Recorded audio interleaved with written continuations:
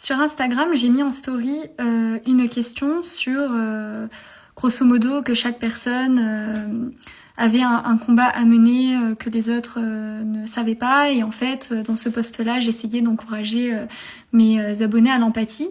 Et je leur ai posé la question, selon eux, quel était mon combat. Et il y a une fille qui m'a répondu ça. Et du coup, je vous partage ce que j'ai répondu.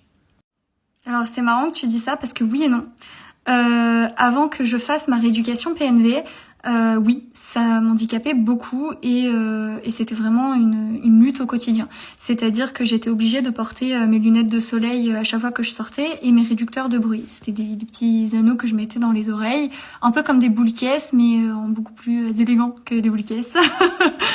Et d'ailleurs, à chaque fois que je me sociabilisais, j'étais obligée à un moment donné de m'isoler pour récupérer en énergie, même si j'étais avec ma famille ou mes amis.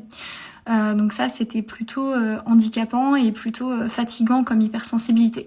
Depuis, j'ai rééduqué mon système nerveux et du coup, je ne ressens plus ça comme ça du tout.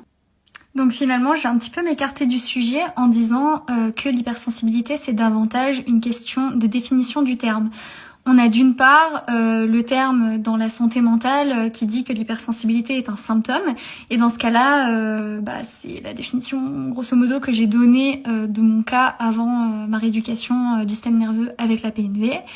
Et d'autre part, on entend beaucoup quand on lit sur l'hypersensibilité que c'était une question de perception fine des choses, quel que soit le sens, que c'est avoir une très bonne intuition, pouvoir être plus facilement en empathie avec l'autre, comprendre le côté émotionnel de l'autre avec plus de finesse et plus de justesse.